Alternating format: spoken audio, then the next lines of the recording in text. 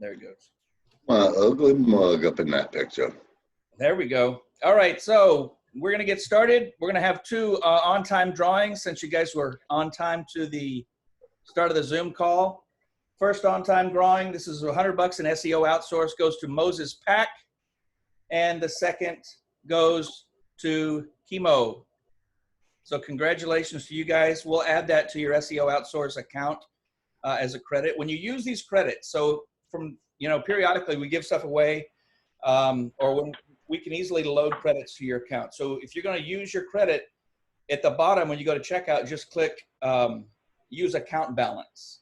So that'll pull from whatever you have credit when you make a purchase. So that's that.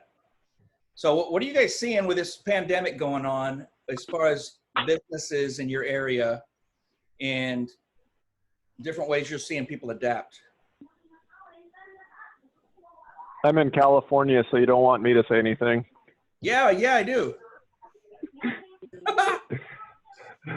Pretty much the only thing I'm seeing is coffee shops are open. It's pretty insane. Yeah. I just drove I'm about 30 minutes from San Francisco, and yesterday I just drove over there just to see what's going on, and it's like an apocalypse. It's pretty wild. It is. It's crazy. What about restaurants? Are they switching in your area to just drive through or take out or pick up? Yep. DoorDash or whatever. So everybody's hurting. Go ahead. Yeah, our restaurants are a big portion of the restaurants are all shut down. The ones that are still open are ran by 18, 19-year-olds that I notice don't know how to use gloves correctly, so I've stopped going there as well. They grab my cash or credit card, and then they'll go make the food with the glove on, which makes no sense. So I'm pretty much staying at home completely. Yeah, that's scary. That's scary. Anybody's susceptible with this thing, I guess. Walmart even, like it seems like a third world country or a business that is going out of business and they're just not restocking anything. It's nuts as we drive around. Yesterday we went and hit about 9 different stores trying to get meat and eggs and different things, and then to bring to my wife's 93-year-old aunt and other family members just to make sure everybody's got something to eat. But crazy. We finally found eggs at one store on the south side of San Antonio, and they were selling it by the flat for like $11. And then on the news we see San Antonio convenience store price gouging at $7.50 for a flat of eggs. I'm like, wow, we paid $11. I thought we got a good deal because we actually bought eggs. But how, as far as you guys are prospecting in your business, what is your outlook as far as prospecting and trying to land clients? Do you mind if I say something? Yeah, go for it. Yeah, well, it's William here from just outside of Boston, Massachusetts, and thanks, Brandon, for having this great podcast and stuff. One of the things I've noticed is that, people might be reluctant, but I actually scooped in somebody from Alberta, Canada over the past week, and he's like, you know what, everybody's just going to be staring at their computer screens for the next 6 weeks. So why not maximize on this? Why not drive on this? And you're absolutely right with just get me ranked, get me up, get me in front of a lot of people. So keep that in mind, know your worth, know that, yeah, there's a lot of business owners that are out there saying, oh, my business is hurting, no, cry. But you know what? A true business owner and a true entrepreneur, true business owner knows that in times like this, it's time to put the hammer down and focus more on what they need to do and get in front of more customers. Yeah. So, yeah, bless you for this. I mean, they're happy. There's so many people scared to even leave the house. So now there's a smaller pool of their client base that they can even have a chance to capture. So yeah, exactly. You're absolutely right. Who else?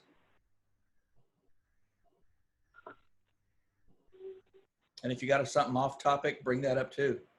It's Peter in San Francisco. Brandon, thank you for your leadership. I'm very excited to have the opportunity to work with all of you. I've been following your posts for about 3 weeks, so I appreciate it. I dove in today I think, not even think, I'm absolutely positive that when people hear from us, they need a harbinger of great news and really positive things, not pie in the sky, not Pollyanna, but we all lived through a 2008, 2009 recession. This is a snapshot in time. It is not time, it's a snapshot in time. So those people that, and we've already identified those niches all over the United States that can use us will have us. So let's not get ethnocentric where we're only working in our own little towns or our own big towns. As you said, Brandon, there's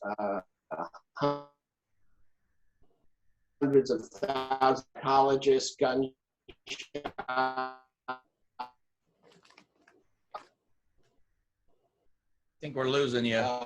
There we go. Great niches that, etc. And we just cannot buy into their uses because if they argue for their own limitations,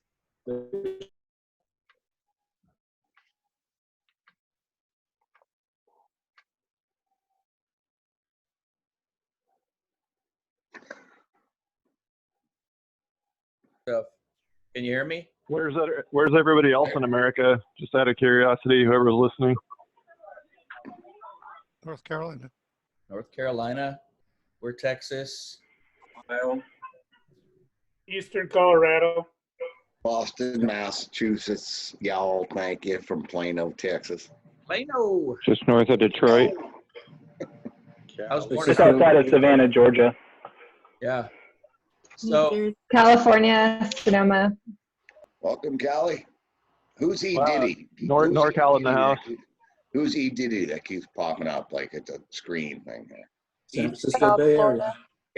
Eric Coombs. He did Oh, the Coombs. name. Yeah, I live in the East Bay, California. Yeah, Up near so- San Francisco. He's like a Yeah. phantom. He's like a phantom. I mean, it's understandable. That's fine. Like Where we- in the East Bay? I don't have a I camera know. on this computer. I know, Skia. I'm ugly, and I'm proud of it. so like Just, you know, like horrible curtains behind me. And you know, I'm in Boston, and I just recently moved back here. Sorry to take up a little time. Take care of my mom. I moved back here in July, and then was out of work for a little while, and now we got this pandemic. And now it's snowing here in Boston, and yeah, we haven't had snow since November, and now it's suddenly snowing with a pandemic of coronavirus, and yes, it's kind of hysterical. But if you're friends with me on my Facebook page, you can go and look at all the funny videos I've made about snowing and pandemic, and just like stay strong, be America strong, nothing to worry about, everything will pass, this too will pass.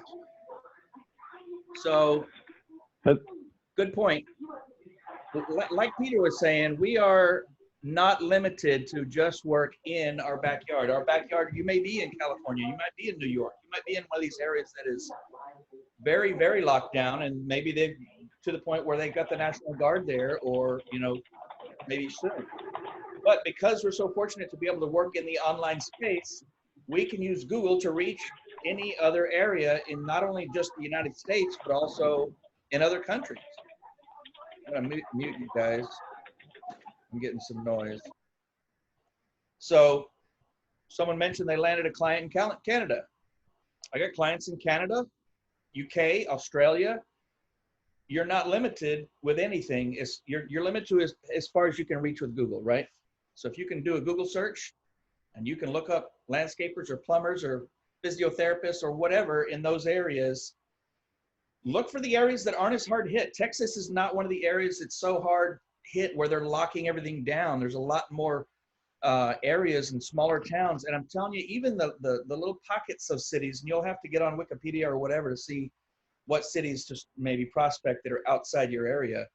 But look for cities that are like 50,000 to 80,000, under 100, because a lot of those have their own governments saying, okay, Texas is saying this, you know, the governor of Texas says, here's the rules, and this is the guidelines, 10 people, and but smaller counties it's up to them, each county level, each jurisdiction, to set their own, here's what needs to happen based on how bad it's being affected in our area. So I found that a lot of smaller cities, they're still open for business more than others.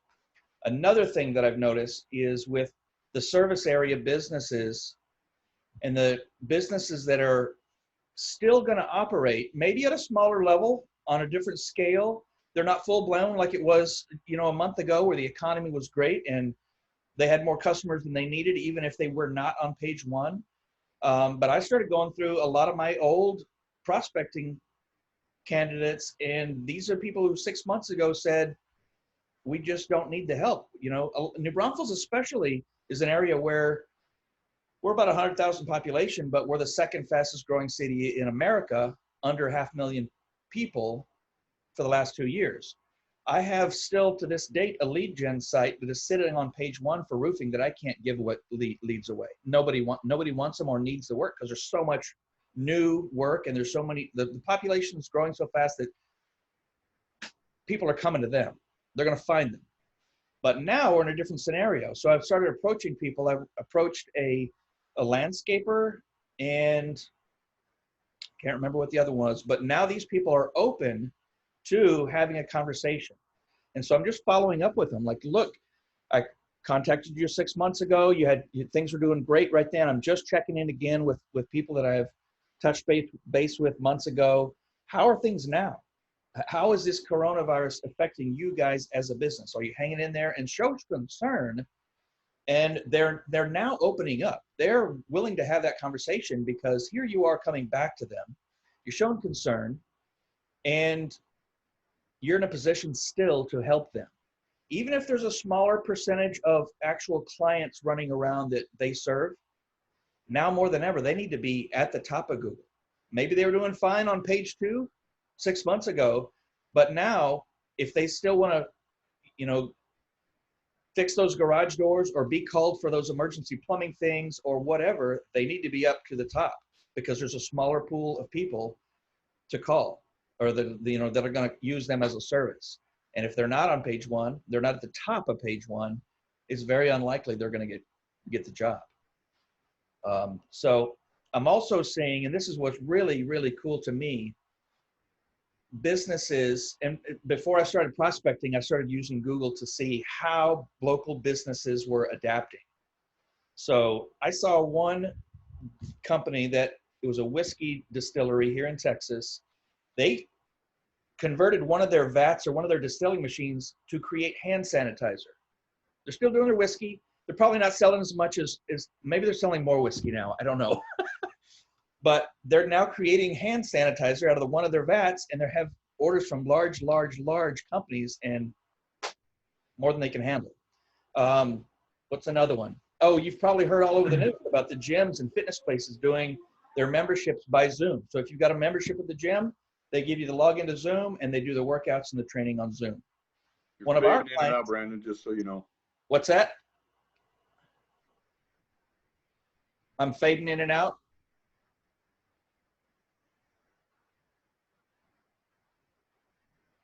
Anybody there? Okay, hang on one second. You're going in and out. You're going in and out. Might be good. We didn't hear any of that. None of that. No. You hear about Do it again. the whiskey guy? Nothing. Yeah, about we barely heard that. We heard that. So before I start prospecting, I started doing some Google searches on how local businesses are adapting from the coronavirus. Literally just type in local business adapt corona, local business finds new way corona. And so you start, and then you click the news button, because then you're getting actual news stories. So there's a company in Texas that was a whiskey distillery. They make whiskey. They turned one of their machines over to start creating hand sanitizer. They're still selling whiskey, maybe less than before, maybe more than before, I don't know. But now they've got another revenue, right? Another income stream. You've probably all seen the news where gym owners, people who have subscriptions to a gym membership, now are switching to Zoom. And so they'll give those people with the paying membership access to the Zoom. They can do their workouts online. And what's cool is once this is passed, I think a lot of those people who are used to doing Zoom, doing their workouts through Zoom, they'll keep doing it that way. And so now this company will have an extra revenue stream. One of my landscapers decided to start, because obviously there's less people needing, hardscapes and different things. It's not a need, right? A lot of services that my landscaper provides. But he started providing a service where he will install a garden, and you can now grow vegetables in your backyard. And an optional add-on is a service. So they'll come pull the weeds. They'll come pick the fruit. I don't know, but he has adapted his business so that he still has revenue coming in. And so what's opening my eyes is there's so many businesses out there that are not willing to just close the doors, lock it up, wait at home, watch Netflix while this all passes. Because you can't. I mean, these small business owners still have responsibilities. They still have families. They still have bills. And most of them, it's like they're working for a corporation, but they don't have to answer to somebody else. It's not because you got a small business, you've got all this revenue. They've got the same kind of problems that people working for a corporation or working for a company have. And even now, they're stuck. They're having to shut down. They're trying to limit and trying to figure out other ways. So has anybody seen anything like that? Any other stories that are just kind of powerful to you?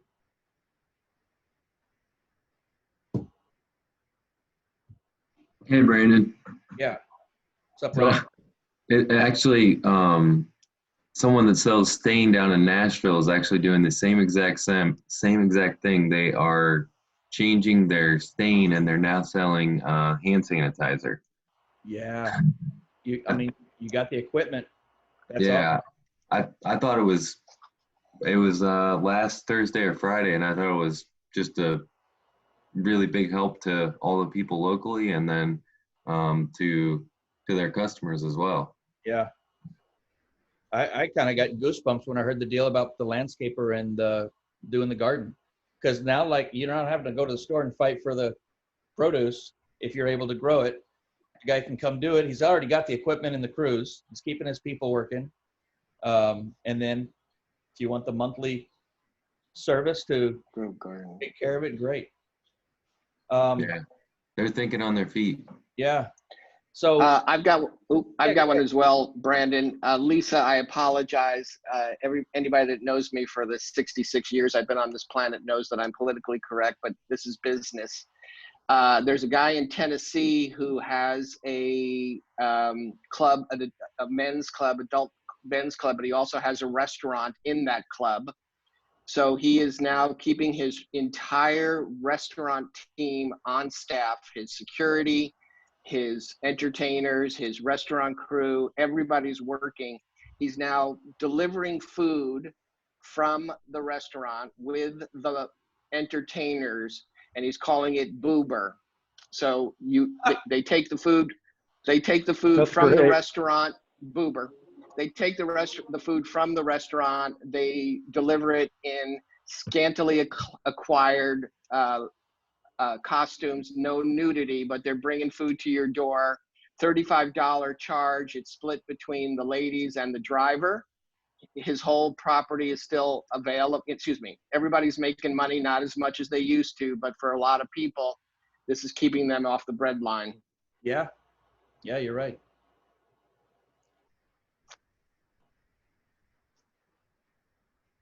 So I've had things happen like this in my business before, not similar with a pandemic, but taking punches, right? Something happens, business caves, and not necessarily this marketing business. I'm talking about just in the past. But for me, I kind of process things really fast. I mean, in the moment, you might get mad or angry or, think, what the heck am I supposed to do now? But I pretty much have trained myself to get over that pretty quickly and tell myself, okay, what if this is now the new reality? What if it's not going to change? What if this pandemic stays like this? Now, I actually think that's a possibility. yeah. What, I think this honestly might go away, but I think there's I'm a total environmental person, but if the ice keeps melting and these viruses keep coming back from the past that are stuck in the ice, this could be a reality. And I even tried to get CNN to find an expert on it, and they never took my question. But America can't keep throwing $2 trillion out every 10, 15 years when this happens. So this could be a real interesting situation here the next decade or two. Yeah. So in your business, what if this becomes our new reality? How are you going to respond? You can't just go without income. We're going to have to adapt, right? Just like a lot of these other business owners that we see. We're going to find barter system. Well, I mean, as if right now, I know how to prospect. There's still businesses that are still running. I landed $30,000 worth of deals last week. If this is the reality, I just change my business model up a bit, and I don't keep prospecting the way I had been prospecting in the past. Thank you. Had somebody bring some paper for notes. So, hey Brandon, I thought you weren't really taking on clients anymore. Are you doing it right now just because it seems like it's yes. Easy to get them right now? Well, no, I wanted to test because I'm always testing. I'm always doing stuff because I have to keep learning to stay ahead for you guys, to bring you guys more education. That's what you're paying for. You're paying for this training to keep learning. I mean, it only takes 4 hours to go through the RankDaddy training. You can learn the process quick. Why do you want to keep paying for a membership that you already know how to do it, right? So if I can go out and learn and test and add new value, you guys are going to stick around. That's just what I do. So that's why I started prospecting again. I don't need the deals. The SEO side of my business is built up. There's still clients pay me from 2015. But I wanted to find some ways to pass this down to the group, right? I need to get in the trenches and keep learning and adapting so that I can pass these tips and tricks on to you guys as a collective RankDaddy membership. So that's what I'm doing. Hang on a second. Yeah, I'm kind of curious. Does anybody have any towing clients that they've figured out a way to help them make money? I got a towing client that has $50K a month in expenses, and this is a real interesting situation for him. And he's only 24. That's a lot of expenses. Yeah, he's the second biggest towing company in SF, and that's why when I private messaged you recently, I told him I didn't want to charge him the fee this month because I have a lead gen site for him, and then that's how I found him. And then now I'm doing his SEO for 2 of his websites, and he just acquired a 3rd towing company right before this pandemic started. And so I'm getting the money for the leads from the lead gen site, but I told him the flat fee that I'm charging him on his site. I feel really bad for him. I want to help. It's like, any way I can help you out, brother, I want to do it. So I don't really know what I can do for that guy. That's a tough one because with 60, 70, 80, 90% fewer cars on the road, there's going to be 90% fewer needs for a tow truck. Yeah. There's been a couple of calls that have come in recently for hospitals, and then he sent 2-3 drivers out. None of them wanted to take it because I had something to do with the coronavirus scare. So kind of an interesting situation. Yeah. See, some of these niches are, I don't know, it might be really, really hard to acquire new business on or keep current customers on. But that's good that you're working with him and you're realizing that he's feeling that pinch. And if you've got the ability in your hand to pause a payment or whatever for goodwill, that's great. How many? I'd also like to say this is a good therapy to be able to talk with you guys, because I'm just curious if anybody else aside from your business has kind of had your life just get thrown into a big ball of randomness. I'm on daddy daycare now until this is over. So I'm trying to adapt with a kid running around and trying to get some work done in between. My significant other, she's an executive for a utility company, and she's on emergency duty working like 80 hours a week now. So really insane. Yeah, that's crazy. So Brandon, I'd like to just say something. I'd like to just say this is affecting everybody. It's not just you, E. Diddy, and we do have to try to conform to what's going on. We really don't know what's going to happen.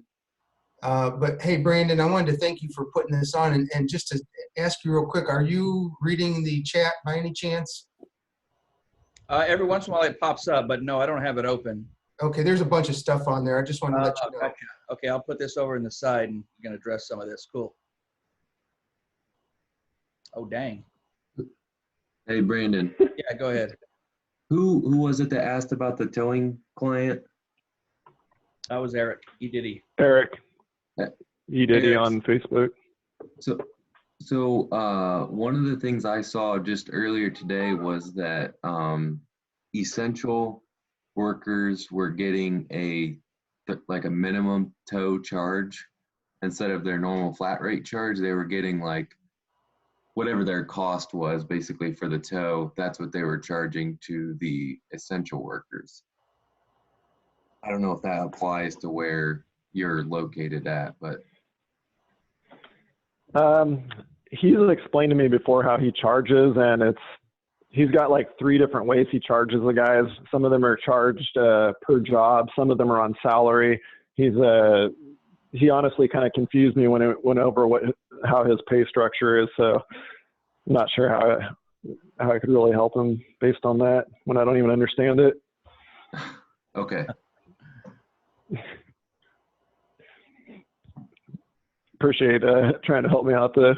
Yeah, I'm trying. Hey, Eric, this is Troy. Can you hear me? Yeah. Hey, just a quick question. Is it possible for him to line up more contract work? Maybe with some, I mean, I know there's less cars on the road, but perhaps, you know, at this time, some people that have put off repairs, this may be a good time for them to have their car towed to a shop or something. What do you think? Yeah, I mean, private property towing is always big for him. Those are the best things he can get are private property contracts.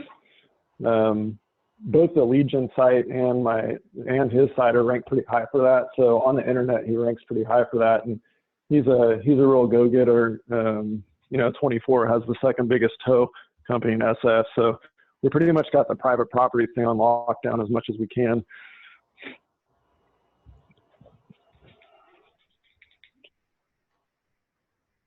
So Carl asked in the chat, how many have I lost as far as, I guess, my clients? Surely some have churned in the past week from what's happening. Actually haven't yet. I'm wondering, I got a couple of dentists, but I don't think it's going to stop them from continuing to pay even though they're closed. One, I don't charge my dentist. I think one's at $2,000, one's at $1,000, one's at $3,000. So I don't know. It's a wait and see thing because in Texas, 2 of them are in Texas. One of them is Ohio. In Texas, the governor has recommended not to have anything that's non-essential. Dental cleanings, you're pretty much shut down. We're going to go when this phone call's over, okay? So, sorry, am I not on mute? Yeah, no. Sorry about that. My daughter's talking to me. So far, I haven't lost any, but time will tell. I mean, I got clients obviously in niches that are not in high demand right now, so we'll see. It's early, but nothing yet. Benson says, "What do you think about mailing postcards?" I guess I'm assuming you're talking about prospecting. I think my prospecting tip would be if you've prospected before in the past and you have a list to follow up on, whether it was screencast or by phone or whatever, I would pick up the phone and call them and check on them. Look, we talked months ago. You said you guys were doing fine. How are you doing now? How is this Corona thing affecting your business? Are you guys okay? Get into a conversation. If you can do it by phone, I think you're going to get more information out of them and be able to get to the bottom line on how you can help them. Or you can even, like I was saying before, use Google and find a way find out how other businesses in the same niches are adapting and offer those as ideas. Because some of these business owners are, maybe they're new to business, maybe they're not that quick on their feet. A lot of people cannot think when they're in a scenario like this. Their world is caving in on them. They might not be able to realize that, oh man, I'm a landscaping company, I can start planting gardens for people. But if you're doing the research for them and you're reaching out, this is part of your due diligence as far as their niche. If you're offering these things, now you're giving value to them. Now they really see that you're interested in helping them. But bottom line, you can help them get to the top of Google where the actual searches are. Even though there's a fewer volume of searches coming in for their niche and their city, they're going to collect those calls and those customers and those leads if they're at the top of Google. They just have a better chance. You might have to, okay, back to Benson's. So instead of postcard, I would do that. If you have prospect before, grab the phone. If you don't want to grab the phone, shoot them another email, follow up by email, and keep following up. It's always, always, always for me about following up. You can send one screencast to 600 different businesses and land one client. You can send one screencast to 10 businesses, follow up with them every single day, and land half of them, because your follow-up is where the fortune's made. The fortune's in the follow-up is what they say. So to me, follow-up is not badgering them. It's checking in with them. It's showing sincerity. It's educating them. If they see that you're constantly offering value, they're going to stop and say, man, this guy's persistent and he is serious about helping me. When that clicks in, you can open a conversation, find out what they need. That's all I've done. I don't think I've sent 100 prospecting videos in my entire life, but I've had close to 80 deals.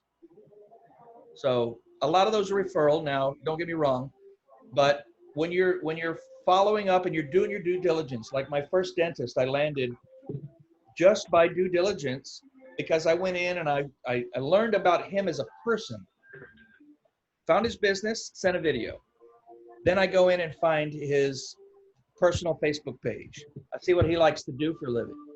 Fly fishes. Oh, he works at Wurstfest, which is here in our local town. It's like a sausage festival. And so many things. And so I'm using these things in conversation in the email to build a rapport and so he can relate with me. But it took probably a month worth of follow-up before he literally said in his email, man, you're persistent. Okay, let's try this. So we did. But it's always been about follow-up for me, because you can't, there's too many SEO guys out there just blanketing mass email lists and sending the same thing. And, you know, we can get to the get to the top of Google with no explanation, no care behind it, no empathy. No, what kind of customers do you want? You know, there's no depth. So when I'm talking to roofers or landscapers or lawn care people, I'm asking them what they want. Do you want more commercial clients on your landscaping business? Are you more residential? How about roofing? If it's a roofing client, or you want commercial roofing, you want residential roofing. Oh, you get more money on the commercial stuff and you have crews for that. Let's focus on that. So you can tailor what they want into your SEO campaign, but you first have to find out what they want, and the only way you can do that is by having a follow-up with them until you get a conversation started. Make sense? Hey, Brandon, can I ask you a question about your dentist? Yeah. I know it's different. Laws differ by state, but where you're at, is there a lot of laws with what you can and can't put on a site for dentists? Because I've thought about prospecting them in the past. I'm sure California is going to be way more difficult, but I'm just curious. I'm sure there is, but I've never had to ask. I used their site. I think we only rebuilt one of them. We used the content he already had, but if you're concerned about that, I would surely ask him, because he's going to know what can and can't be on there. Kind of like a similar situation is with one of my first real estate clients. We start building his site out, and it was a site from scratch. And he's like, oh, we can't put that on there. So they'll know or their broker or somebody in their realm will know what they can't have on their site. So that's what I would do, is just defer to them. Okay, let's see. This is a good question. Toby says, what niches would be within the essentials niche that we might be able to prospect? So one that I come across recently is emergency dentists. There are dentists who, if they offer an emergency service, they now should want to be ranked as an emergency dentist, because people are still, and now this, you can do a 1 million population city or bigger areas, because there's not that many people in 100,000 population that's going to be Googling emergency dentist. You know, I don't know how many you're going to get a month, but if you're working on a 1 million population city, you could easily do that for $1,000 a month and rank him for emergency dentist while all this stuff's going on. He can't take regular patients, but if he has emergency in his practice, that's something allowed right now in Texas. So that's one of the essential things that I say would be on the list. And I want to make this list as we go through tonight. I'll have somebody go through and write all these down and make us a list for the group. Another one, and this may be probably not just Texas, but spring is coming, summer's coming, the lakes are not closed. So any kind of lake activity, boat sales, just like a car dealer is another one. The cars are still being sold, maybe not as often, but back to the boat thing, boat detailing and boat sales are great niches right now, because you can take 10 people or less on a boat, fishing boat, you know, ski boat, whatever. Car dealerships, I think if you stick to cities that are 100,000 or less, and you don't have a major like national dealership in your town or in that town, is a great niche. New Braunfels is good, except for we have one dealer that is like the #1 Ford dealer, Jeep dealer, whatever, in America sitting in our town. But all the other small car dealerships don't care if they're ranked #2, right? They don't have to beat Blue Bonnet. They don't have to beat the #1 guy. But if I can get them to the top of page 1 for used car sales in New Braunfels, or New Braunfels car sales, they're ecstatic. So that's another one I'd add to the list. Anybody else got any ideas? Brandon, I got a question. Yeah. So when you're talking about used car dealerships, are you talking about like just new car dealerships? Or are you talking about like working with people that do like used car dealerships as well? They'd be used. Yeah, I don't think any of the new ones would have the need. Okay. Yeah. I'd also like to add, maybe think about niches that aren't affected by this virus. What I mean by that is the service business can still go out and perform their service without contact with the customer. Yeah. Plumber, roofing, pool cleaning. Pool cleaning. Oh, that's a good one right now too. Is coming up. Zombie exterminator. Electrician, exterminator. So for $100 in SEO credit, who wants to go through this call later and compile me a list?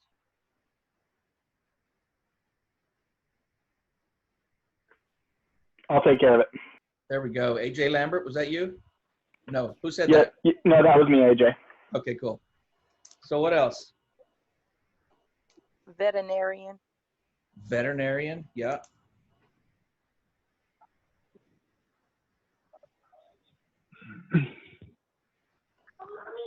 What about garage door? I mean, your garage door breaks, you're not going to leave it open, but it may not be as much.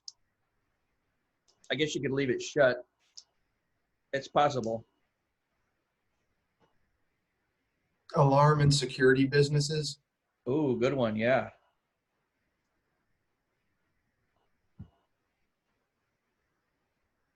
Oh, I can stop writing. What was Generator. that? Security businesses? What's Generator that? people. Generator? Installers. Generator installers. Oh, yeah, okay. I know it's kind of a weird one, but anybody who sells firearms? That's probably one. Yeah, there's people that are paranoid stocking up on guns because they think people are going to start ransacking houses. I've already seen some of that happen in the Bay Area. So all these things on this list, and we'll probably come up with more. We're fortunate enough to be able to use Google and prospect people in any area of the country with any of these lists or any of these niches.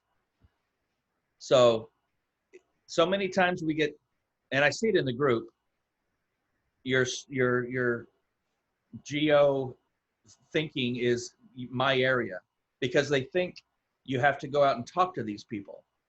You don't. I have probably, of all of the 80 clients I've ever had, I think I've personally met less than 10. It's probably 6. And 4 of those are in my city. 2 of them are the city over. On the phone, I don't even think I've spoken with half of them. Maybe 20. It's an internet business. These businesses are used to email communication. But if you got somebody that wants to meet with you, what do you got? Zoom. Do a Zoom meeting with them. They can see you face to face. You can get to know them. I mean, there's a workaround for everything. So don't get stuck in the idea that you have to work your digital marketing business in your area because that's farthest from the truth. And mostly there's a lot of new people coming in have that thought. I think once you're in the group for a while, that kind of disappears from your mind.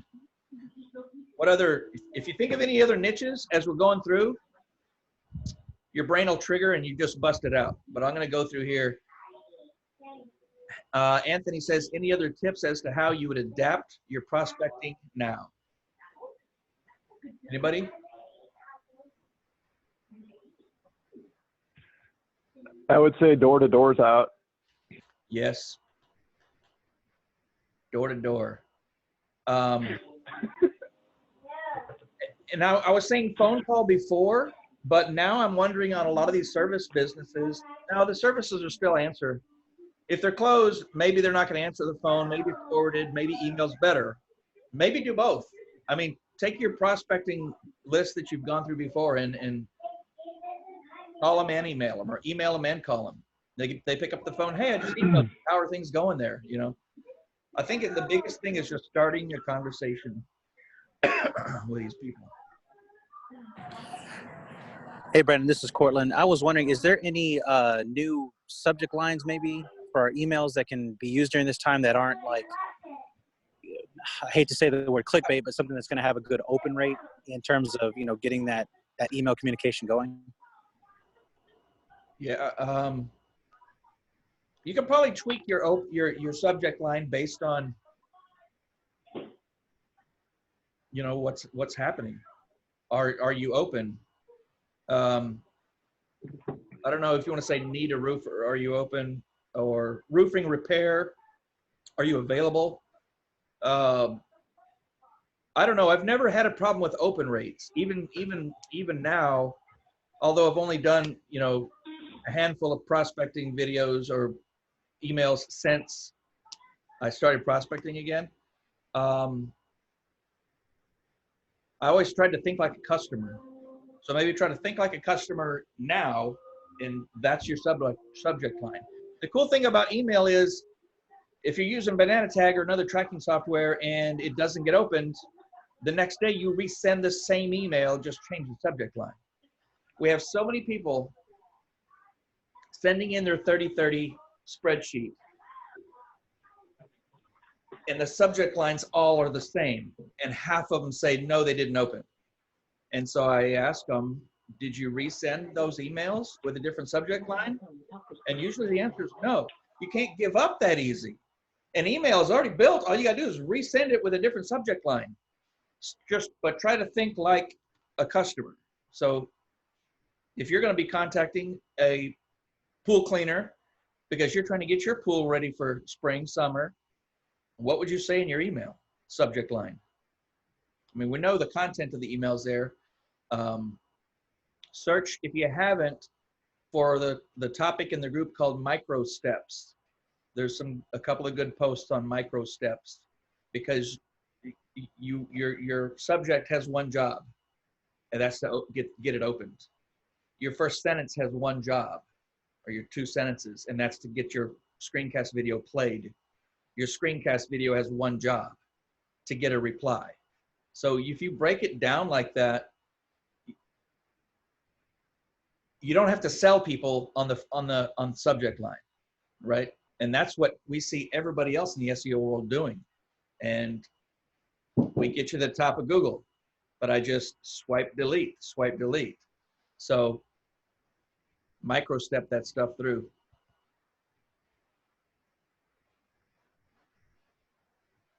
As a newbie, would you mention COVID-19 when sending your first prospecting video, email, screencast?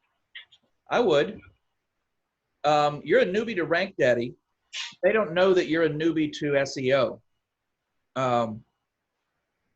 You have a team behind you when you send that first prospecting video, right? You have people that can do, mute you guys again. You have a team behind you that can write content. You got a content team, you got a coding team, you got a backlinking team, you've got a team behind you. So you're not a newbie. I don't want you to portray that to them, but just have the confidence that you can say whatever you want as an established SEO agent when you're sending out these videos. So, and that's what the 30-30 is for. As you get comfortable and you start sending some more of these out, by video 10, 20, 30, this stuff's rolling off your tongue. You know exactly what an H1 is and the meta title is, and how to show them what it is by pulling up a screen of Google and showing them why it's so important that this matches this, because this is what Google sees. So in your video, yeah, you could mention COVID-19. You could ask them how it's affecting their business, and if they're interested, because you've been speaking with a number of businesses, and your I don't know, what do you call our group here? Your associates, the associates that you work for in the same industry, see a lot of things happening in the way of small businesses in your niche adapting to continue their revenue stream in, so they don't have to shut their doors. So yeah, you can mention some of that. I wouldn't go elaborate, but for sure. I mean, the conversation, I think, has to happen. I think that's where we are, right? This is our new reality, like I was talking about before. A lot of the construction niches are essential. Good. Remodeling, yeah. I don't think people want to touch a handwritten letter coming into a home. Yep. Hey, yeah, no postcards. You're right. So, good point. Email is safe. Look at niches that supply other niches, so like B2B. My manufacturing client identified which suppliers were essential to their continuing business. So that could work. It's sometimes hard, though, to do SEO for those people, because the suppliers kind of have their chains set up. So I'm not sure how I would reach, say, Benny Keith to get them more clients to distribute food to the grocery stores or restaurants or whatever. But there may be something you're thinking about, Lisa, that I'm not. My brain just is on lock. Is this a good time for positioning? What do you mean, Troy?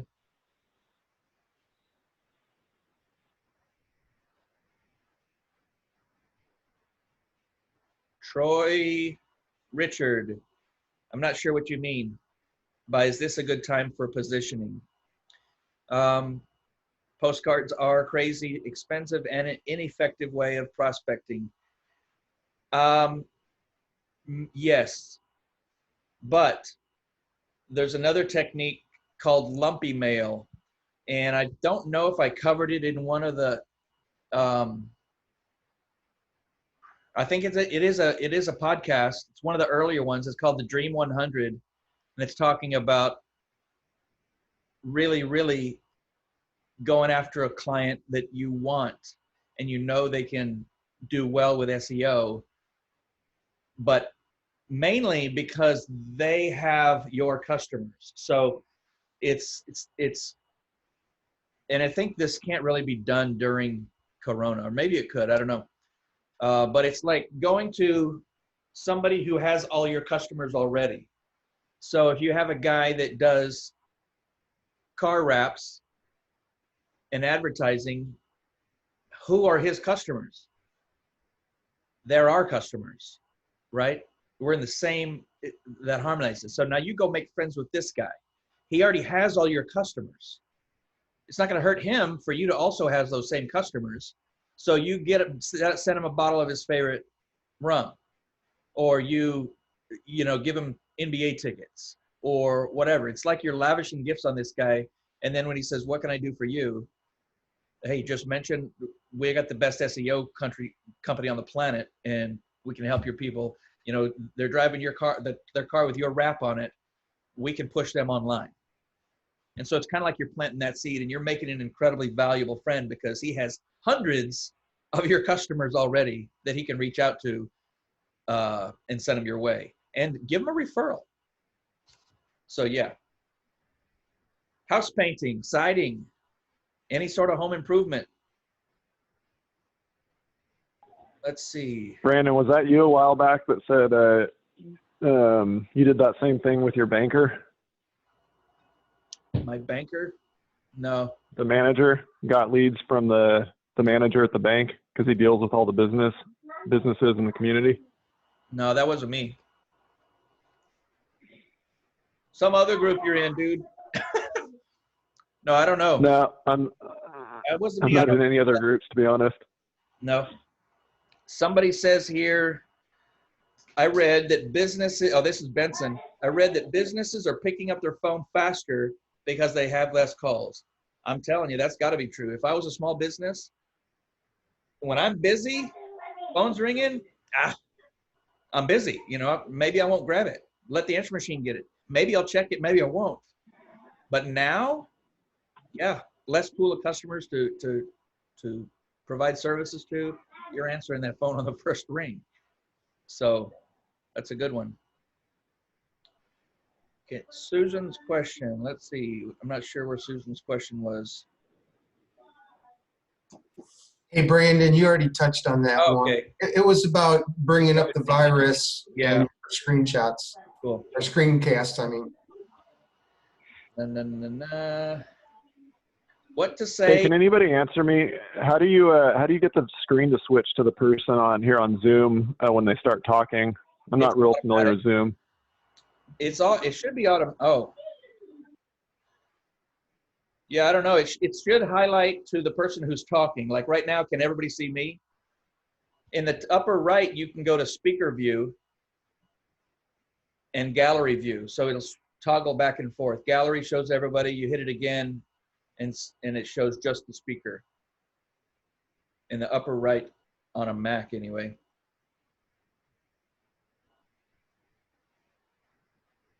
Somebody says, what do you say in a cold email nowadays? I think I would keep it the same as what's happening in Module 9 or in the prospecting section, and maybe touch on a little bit of Corona and how it's affecting their business. Maybe more on the follow-up though. Free toilet paper. That'll get people to listen to you. Let's see. How would you change your approach, whether they're going after commercial or residential? So this goes back to the conversation. I'm not sure if you're asking how do I change my approach on prospecting or how I change it on the actual SEO campaign. So I'll answer both. When I'm prospecting, say a roofer, and whether I've got a conversation going or not, that may be one of the follow-ups that I touch up on. I've sent a couple of a screencast and a follow-up, and then I'll just ask, are you more interested in getting more clients on a commercial level or on a residential level? Because some of our roofing clients get insurance claims paid quickly, so they want more residential stuff. They don't really have the crew for commercial. And some of our roofing clients want more commercial. So I'm posing it, the statement, the question, making it seem to them like I've got all these roofing clients, which you may or may not, but you speak collectively as a group of RankDaddy. We have a ton of roofing clients. We have so much data for roofing in the roofing industry that's insane. So use that, use us. This is your collective group of peers or your partners. So now you're into the SEO campaign, you've had the conversation with them, and they say, we want more commercial. You just deal with their on-page heavy commercial. So their homepage is New Braunfels commercial roofing. And their content speaks to that, has different variations of those keywords on the homepage, so that when Google sees New Braunfels commercial roofing on the meta title, New Braunfels commercial roofing on the H1, and then they see variations of that in the content, it's perfect. There's no confusion. Google knows exactly what this company provides. So when there's no confusion, Google can now start moving them up the rank because they know what to do. Google wants to put your business at the top of its search engine. You just have to tell them what you want to be ranked for. So if you're going after residential and commercial on the home page, oh, and you also do siding, Google has no idea where to put you for when somebody searches one of those three keywords. These guys aren't really sure what they're doing. So we'll look for somebody else who has clear meta title and metadata. Hope that answers. Pressure cleaner. Hey, Brandon. Yeah, go for it. I've seen lately Google putting out these messages to say that their staffs are lower, staying home, not working, not doing or updating Google reviews and things like that. Wondering if anyone has heard that also impacting keyword rankings or indexing. We have a rank and rent site that we've tried to index now for about a week or so, and it's just not happening. So I'm wondering if this COVID is impacting the Google people and the search engines, and things are slowing down that way as well. I'm not sure how. I think the algorithm for ranking and indexing is in place. I'm not sure if there's an element that comes in when you have the site indexed. I actually posted a good article if you guys want to read it on RankDaddy's page about something Google has changed temporarily because of this virus. If you guys want to look, I think I posted it last day or two. Okay. Maybe find it and comment on it so it bumps to the top. Or all right. Type in there as discussed on the 323 Zoom call, so we can find it. With all these new members coming in, stuff starts to get buried real quick. I really love that search bar. Sometimes it doesn't seem to work very well though. When you're trying to get this site indexed, have you embedded a YouTube video somewhere on the site? And it can be any related, it doesn't have to be an awesome video. When you embed a video on a site, Google owns YouTube and they track all embeds. And so you can instantly, usually within 24 hours, get a site indexed. Because we did. Okay, that's weird. We have. Is it a WordPress? WordPress, yes. It's heavily dependent on cities in that niche. We did one other one, and we had about 3,000 pages indexed. This was several months ago. I mean, really quickly. Doing all what you said, putting the video, keywords, setting it up appropriately, and so on. But we've noticed in these last couple of weeks, things have just really slowed down on the indexing side. Wow, that's interesting. I hadn't heard that. You may, if it's just this one site, I don't know, there's some settings in there that stop crawlers from crawling, and you may have something like that going on, but you may be more knowledgeable about it than I do. I would reach out to Kevin if I had something like that going on, just to say, hey, give me a second set of eyes on this, because this is crazy. Should index fast. Yeah. We have two of them going at the same time, and one indexed only about 8 pages, another one indexed 120 some pages. But like I say, in the past they're doing like 3,000. So yeah, just not sure if it's this virus thing that's slowing it down, or if it's just something with our hosting or setup of the page or whatever. Yeah, yeah.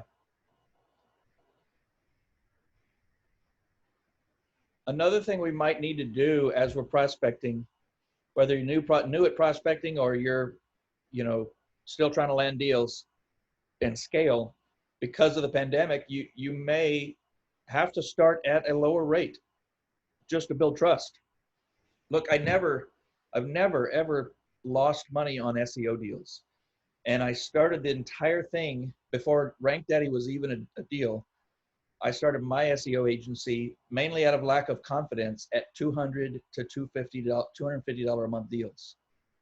And I never lost any money.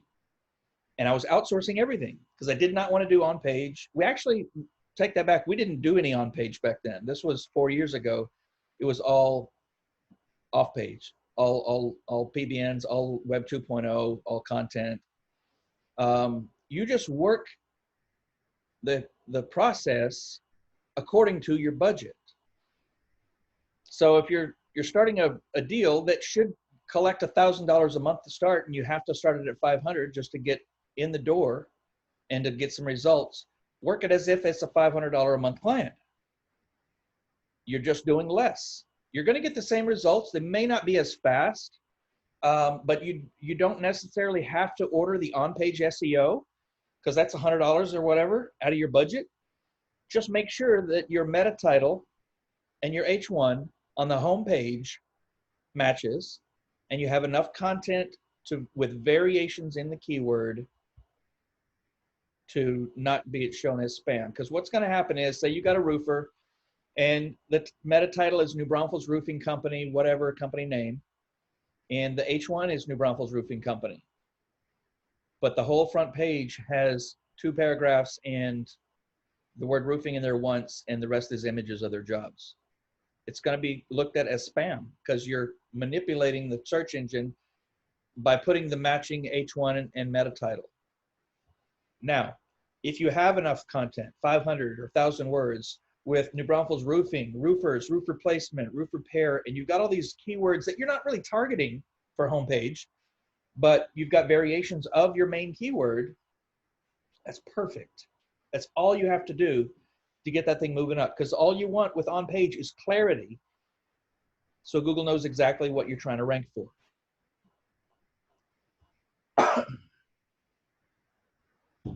So on a low budget, search YouTube. Whatever platform it's on, figure out how you can do your little on page and then move to the press release. The press release, yes, you got to do. The social signals are just as important after the press release has ended. But with those 3 things, in month 1, you can get a ton of traction. And you can show them, look, you were on page 6, now you're on page 3, page 2, whatever. Some of them may bump to page 1.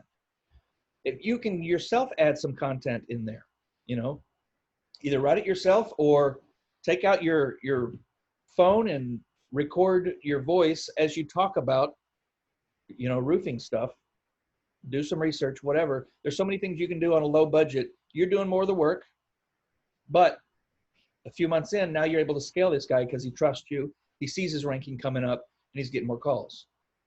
Another thing that we need to talk about is the difference in currency for members who are in Australia or Canada, and they're having a hard time maybe landing clients there, but they can land clients in America, but there's a huge cut. I mean, they're taking almost half the money. Got a $1,000 client, they're collecting only $600.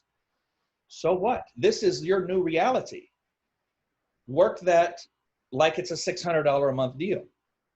You're still going to get results for the customer. You might have to do a little bit more work. It is what it is. This is where we are now. Don't let what's happening stop, cause paralysis analysis or analysis paralysis because of Corona. You're so overwhelmed by it, you don't take any action. You got more time on your hands now probably than ever, right? So it's just this, if you get in that mindset that this is your new reality, what am I going to do about it? You start coming up with answers and stay engaged in the group. I don't mean leave Facebook on and stay there all day and read every comment that comes through, but pop in every once in a while, scroll through, Find stuff that's going to help you in your business. Use that search bar. I started hashtagging stuff months ago. FAQ, prospecting, training. There's all kinds of hashtags that you can search, and you'll get a ton of related articles or posts about what you need to use to help you in your business. So it looks like Benson posted that link for Eric.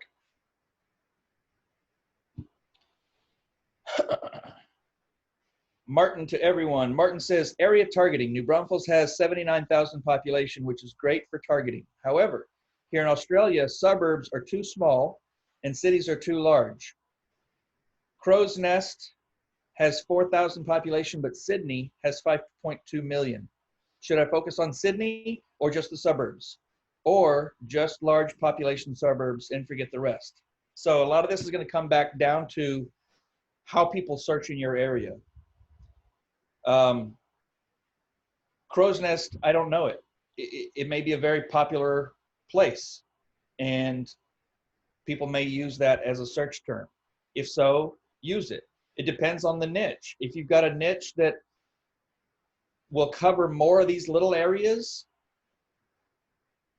you know, they have a service area, maybe a roofing company or whatever, and they will travel to these, then you're going to have to pick one area as your primary homepage, or leave your homepage just brand generic, brand and keyword, and then have service pages, or not service pages, location pages for these little individual service areas. So Google picks them up, right? So you can also pick Sydney, 5.2 million, Sydney roofing repair, maybe make it a little longer, not just Sydney roofing, make it something that it will pick up faster as far as gaining trust, but then also, you know, website.com/location/crow's nest, or was that what it's called? Yeah. And then website.com/location/ the next little town is. So that location page is maybe a summary of Crow's Nest and all these little other areas in the north southwest. Sydney may be your homepage, or maybe it's just generic and you have location pages. Either way, it kind of is going to base a lot on how people are searching in your area. Same thing in New York and other areas, or where they have boroughs, or some people in some states will search by county. So I know a lot of times we say in the group city plus niche, city plus service, you know, it's not always city. City is just a term we're using. It might be county plus niche. It's however people are searching where you're doing the prospecting. So you kind of got to do a little research there. Susan says, on that note, would white labeling service consider lowering the minimum fee? Say if we got a deal for only $700. Yes, we'd already thought about this. So white label right now is at $500 a month minimum. We are dropping that to $400 a month, but, and this may change based on what's happening now with the pandemic. We were about to go to a different pricing platform. The training is already uploaded to a new platform. There's already 30 or 40 members on it. At some point soon, actually, I'll let you guys all jump over to it whenever, somewhere in this call, I'll give you the link. So before your next billing comes up, I'll give you a link and you can join there, and you're suddenly going to be over on the new platform. What our plan was before this whole thing hit was move everybody over and stop the $200 a month deals for new joins, because it's just becoming, we're seeing too many members having too much success to have such a low price point. You can upgrade as you go through to this new platform, and you'll pay the lower, I mean, it's the lowest we've ever had on a lifetime membership. So you can grab that if you want it. But our thing is, if you're on a lifetime membership, those are the only people who get white label access. That may change now that this pandemic, we may stretch that out and worry about doing that later. So yes, we are going to change for white label. Our new low is going to be $400. we may go lower than that, but I don't know. I don't know yet. I got to think about that. Just play with the numbers and see what we're offering. We may cut back because we pretty much spend all of the $500 and more on month one because we want you guys to have a crazy head start and impress these clients. So BrandonOlson.com. BrandonOlson.com is my digital business card. If you scroll to the bottom of that, you'll see a thing that says, I don't know what it says, RankDaddy new members, or let me open it up. This is how you get to the new platform. So more stuff is being added. Yeah, RankDaddy new platform is the link. So BrandonOlson.com. Scroll down to the bottom where it says RankDaddy new platform, and you're going to go through a partial funnel. You're not going to see the whole funnel as if a brand new customer comes through, but you're going through the funnel and you'll get to the point where it's $200 or the one-time membership fee. Don't do it now like if your membership just rebuild. Wait till you're within a couple of days of your membership being billed before you do this. We're not pushing or forcing anybody to move over yet. At some point, the old platform's going bye-bye because this whole thing, hosting a course on WordPress with this plugins and stuff that we're using is way too much maintenance. We should have been on this platform called Kajabi since the beginning because it is an actual course platform.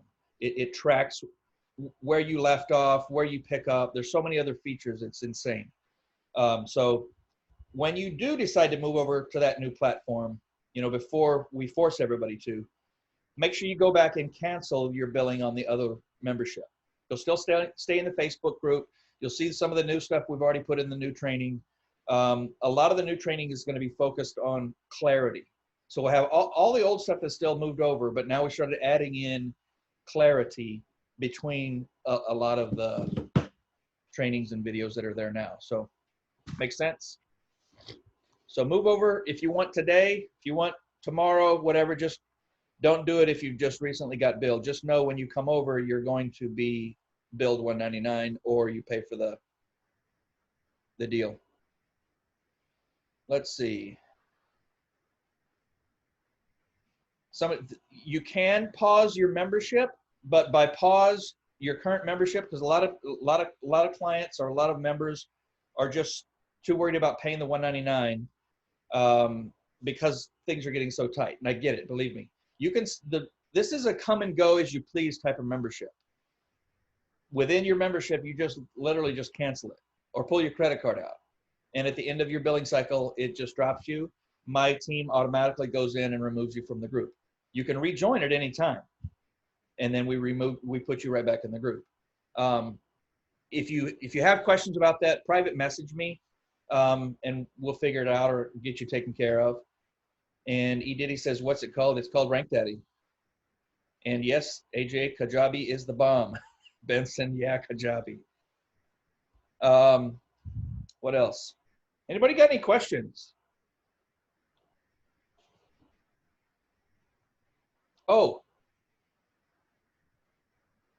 another announcement that you guys were all promised a prize for showing up. You all get 30 days free at the new rank tracking software. It's better than Rank Tracker. It's cheaper than Rank Tracker. It tracks more keywords than Rank Tracker for for less money. SERPtrack.io. And there's a button on there right now that's temporary that says 30 days free access. So you can all join that and get the first 30 days of tracking stuff, play with it. It's done. There's still other features being added, like the ability to manipulate columns and just different things, but it's functional right now and it's working. It's great. SERPtrack.io. SERPtrack.io. So that was the other announcement that I wanted to make. You're welcome. Questions? I have a question. Yeah. Hey, I'm going to be doing phone calls here. Got a little bit hung up today on personal life kind of stuff with this COVID thing. But anyways, we had a discussion on Friday about the goals and setting goals, and I don't want to miss the target of, let's say you set a goal of, because I talked about setting goals based on meaningful conversation.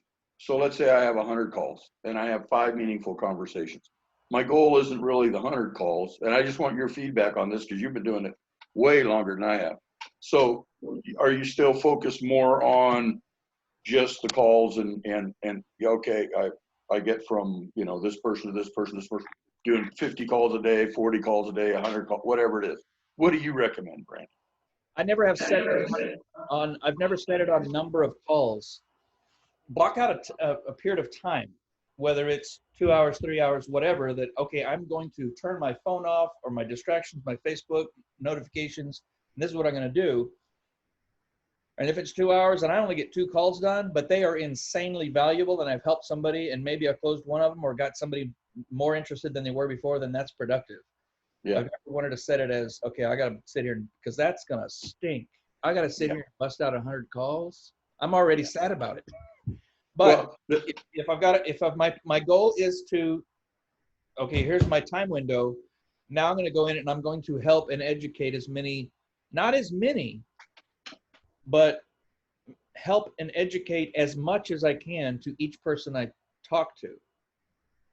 Because it goes back to the deep dive in the conversation and not being different.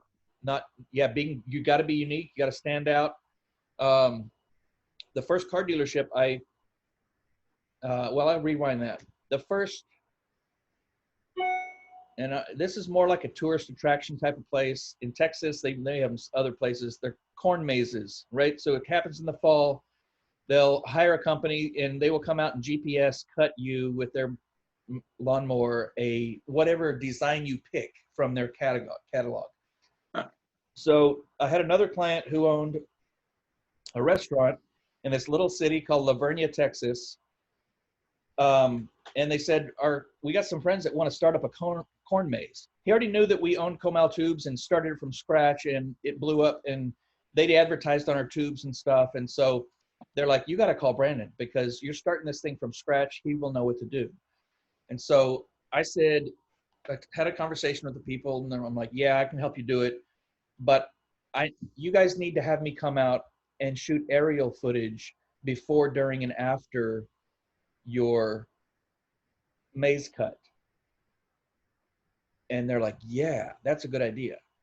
So the first month's going to be $3,000, and then it's $1,000 a month after that, but we'll get you going. I didn't own a drone, but I did the pitch. I used $1,000 of that, and I got a Mavic Pro, and I went out there and I did 3 different filmings. It's pretty close to me. It's probably a 30-minute drive, but they were ecstatic, and it built so much endurance and so much. It's like a snowball when they started posting this stuff on their wall and sharing it, and people were excited because the only other corn maze was completely on the other side of San Antonio. And so they were kind of unique. That was a situation though, but once I think I helped them for like 2 years, and then they bought their own drone, and they no longer needed SEO because it's not like, who am I going to go watch a corn maze? There's only 2 to choose from. So, but value, it was different. I stood out. Then I took and brought my drone on a Sunday to a car dealership to try to line them as a client. This dude his name was Troy Jackson. He had a dealership in New Braunfels. All they sold was lifted, like big tires trucks, right? Texas. So I took the drone out there and I flew it around his lot, got some close-ups of the things, and that was my screencast video. Like, look, I shot you a video. I used the DJI software. It was all included, and put sound and music on it. And they're like, dude, that's sweet. You got to figure out like this. You got to find ways to stand out. There's no other SEO people on the planet trying to think like this.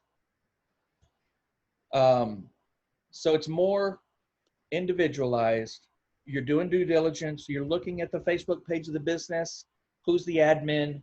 Okay, he's clearly the owner. Now, what is he like? Deep dive. Figure out, what, and this is how you establish a rapport. It starts to become natural when you get them on the phone, or even you're mentioning these things in an email. I know you'd probably rather be fly fishing than reading this email right now, but I'm telling you, I can get you to the top of Google from your page 3. Here's where you are now. And then if they keep kind of pushing you off, use their competition, because they know who they are. They know who the number one roofer is, the number one dentist. They've Googled it because they're trying to find where they are. Aren't you tired of Mark Smith, DDS, taking all of the new dental clients because they're glued to the number one position? Yeah. So you get, it kind of is a progression, but deep dive progression, and then get to the point where you're going to start pushing buttons. If you haven't told me to stop messaging you yet, okay, I'm going to take it to the next level. It's nowhere near a blanket of number of businesses that I'm going to talk to or email or whatever. It's the value of what I can bring each one until they realize I'm serious. So I think that's so why that means that you don't have to rush through your call to meet the number. See, that was what was concerning me. If I had a goal of 100 calls, 50 calls, or whatever, then I'm not going to be as attentive. I'm going to be more attentive to the number right on my page. I got to get off the phone. There's 10 more on my list right here. I go. Right. Yeah, right. When the guy's all excited and talking to you about a drone, and are you kidding me? Hell yeah, I'll pay you $3,000 to come out here and take video. Yeah. So good question. What else?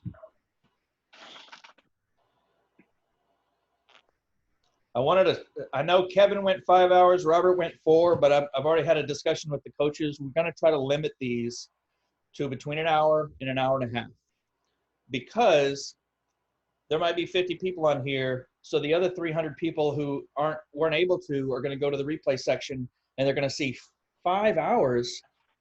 Now let's skip to the next one. They're not going to watch it, right? So you get great value, or maybe I'll tell them, hey, you can run a 4 or 5 hour call. I don't care, but stop the recording at $1.30, 90 minutes, cap it off. Everybody else is on the live call. That's all gravy bonus, right? Hang out with Robert, hang out with Ed. That worked out great last time too. Yeah. Robert was great. The after party was awesome. He is a man. I've watched him grow. I remember the first call when he was coming in and seeing the RankDaddy videos, and he's like, can you just call me? I'm like, I don't call people, Robert. And so I finally called him and I explained to the program, I explained how it worked. And, he just had holes. He already had an SEO agency, but he could not crack the 10 grand a month.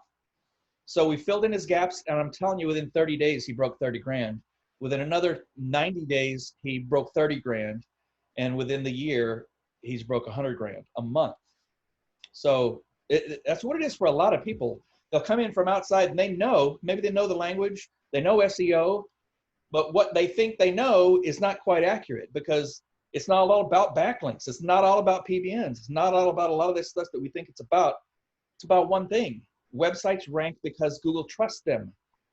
Google is a search engine, and they want the best experience for their end user. And once that is in your head, and everything you do in your SEO campaign will revolve around that, that's when things start to take off, and you see rankings start scaling. And that's what the whole process is designed for, is to build massive trust quickly. So what else? Questions before we wrap it up here? Trying to cover my notes here, make sure I got everything.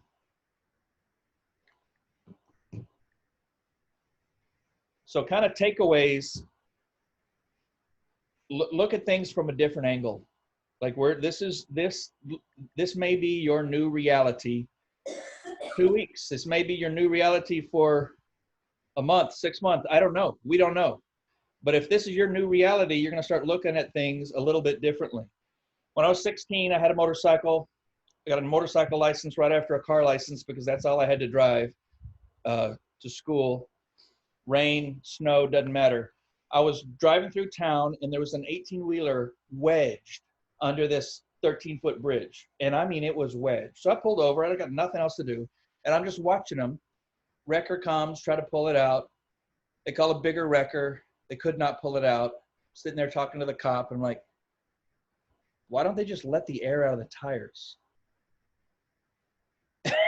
So they go tell the people, they let the air out of the tires, and the dang truck drives out. You have to find a way to look at things differently. Look at things like you're trying to solve a problem. We're all entrepreneurs. we are problem solvers. So if this is our new reality, what are we going to do about it? How are we going to act about it? Let me check these here in the chat. Dun, dun, dun. If it's one keyword per page one, or one keyword per page, one H1 tag, what are the steps to rank and bring traffic to that new keyword you want to rank for a client? I don't really understand the question, but you are correct. One keyword, maybe two keywords if they're similar per page. You can have as many pages you want on a website. So one of our first kind of case studies was Comal Tubes. Comal Tubes is a river tourism location. You can, to this day, search Comal River tubing, New Braunfels tubing, New Braunfels tube rental, whatever. It's still glued to the #1 position in maps and organic. But there's also obscure keywords that it ranks for because it has 600 pages of content. And a lot of those pages are based on other keywords. So don't try to force everything onto homepage, because that goes back to making Google just confused, and they can't rank a site that is confused. If they're confused about you, they don't trust you, you don't know what you're doing yet. If it's clear, there's one keyword, one focus on each page, that's cake. A kid could do that. I tell you what this business is about. It says it right here, New Braunfels Roofing. Look, it says it again, New Braunfels Roofing. It's all it's talking about in the content is roofing in the city of New Braunfels. There's a map at the bottom. It's embedded. It's the city of New Braunfels, you know. So each page has its own H tag. Each page has its own metadata. So each page can have its own location keyword or service keyword. So that's, you make a bigger site, Google likes it anyway, because you got more content than the competitors.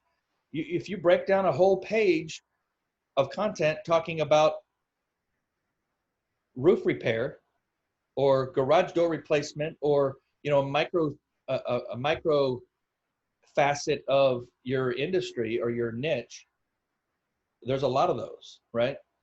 Each business has so many different pieces that they service that you can have a different page for each one of those services. So is the power shared to other pages and keywords based on interlinking? So yeah, you do want to interlink, and that's just so that Google can find all the pages. A site ranks on trust, period. We start the process so that the home page has trust. The home page, once it has trust, the entire site will automatically rank for the other pages and the content on those other pages, most importantly for the on page. So watch episode 5. See, it's either 4 or 5. I think it's 5, RankDaddy TV. It shows you how I was able to rank in other cities 1,200 miles away or more just for proper on page. This is the crazy thing, because you can add all these other keywords and charge more money, and it literally doesn't, you're not running the whole process again on every one of these pages. These pages all rank because the site has trust. Once you've run the process and time has gone through, you're 6, 9, 12 months or whatever, you can add any kind of page you want as long as it's niche related, and that thing will rank assuming you're doing your on page properly. Your meta title, your H1 matches, and your content is in harmony with that, and there's variations of the keyword. That's like sums up the entire campaign. Trust, clear communication, telling Google what this is about. Hey Brandon, I got a question for you. Yeah. So in line with the choosing a keyword for each page. So if I was ranking for, because this is a question I've come across a couple times in my own mind, not from anyone in particular, but like if I wanted to rank a website for, let's say it was water damage repair, because I actually have a friend who I'm working on potentially getting a campaign going with him for SEO. So if I wanted to do water damage repair for the homepage, but then I had a service page that also talks about water damage repair, like, should I just cut that page out, or like would I also want to rank that particular service page for that? Because it doesn't really make sense necessarily to leave it out if it's part of their services. But I also don't necessarily want 2 pages competing for the same keyword. I don't think they'll compete. You might end up with 2 pages on page 1, and I've seen that a lot. Make sure the 2 pages have different content, obviously. Right. But I don't think you should have to take it out. But the majority of your campaign, and this goes back to thinking natural, any website, most of the links outbound coming in are to the homepage. Right.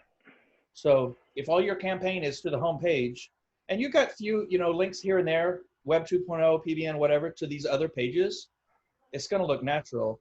But overall, the site is going to develop trust, and the other pages are only going to rank for the content on the page, the words on the page, and the meta and the H1. Okay, cool. Thank you. Cool. Number 5, as Tom says, is the correct for multiple locations. So you can interchange multiple location, multiple service. It's that one video. I should probably make an updated one, but it's the same principle. You can rank a location. So if I rank for New Braunfels SEO, and then I add a Waco SEO and a Temecula SEO, thousands of miles apart, if my homepage, my core site already has trust, those pages automatically start ranking. Now, they may not be glued to the top if there's other competition in that area, which is when you want to start pointing a couple of PBNs here and there to those other pages. So it's kind of like you're watching to see how it goes. The content will pull it up quick just by adding the page. Embed a video, good content, and then see where it lands, a month or 2 in. If it's not as high as you want it, put a couple of PBNs to that page based on that keyword. But if you're doing, you just make sure you're watering it down with Web 2.0.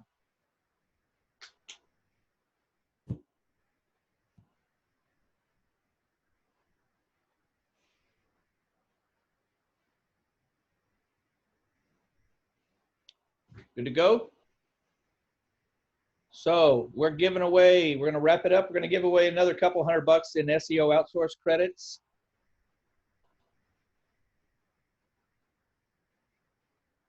And Troy Richard gets $100 in SEO outsource credits.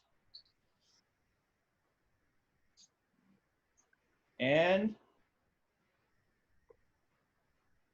Michael Pavone gets $100. So you all, that's 4. You all got the 30 days of SERP track. You can all, at any time, you guys are the only ones so far that know about the new platform and what's coming. So if you want to move over before your billing hits, do that. If you just want to go through the funnel and see what it looks like and see what the low price is on the lifetime, you can do that too. What about lifetime members? You will all get on the new platform. It's going to be clunky on our end, right? Because we have this old clunky WordPress thing that should have never been a platform to begin with. And we have people on different price levels. People in third world countries are paying $125, not $199. And then we have some people who paid $4,000 in the beginning and now they're lifetime members. So we've got to figure out how to get everybody over so that it makes sense on that end, on the backside. So it'll happen. But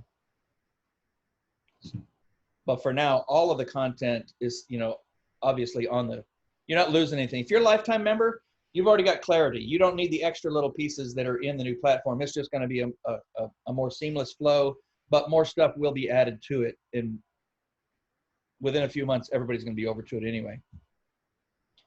So I appreciate you guys hanging out with me. And we'll see you in the group. We'll get this thing wrapped up, recorded, and put in the resources tab. So this is your new reality. Who's going to adapt? Y'all have a good night.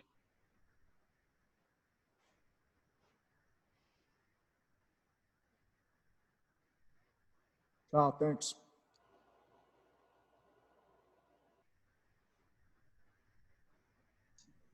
Thanks, Brandon. You bet. Yeah, thanks, Brandon. Have a good night. Appreciate it, guys.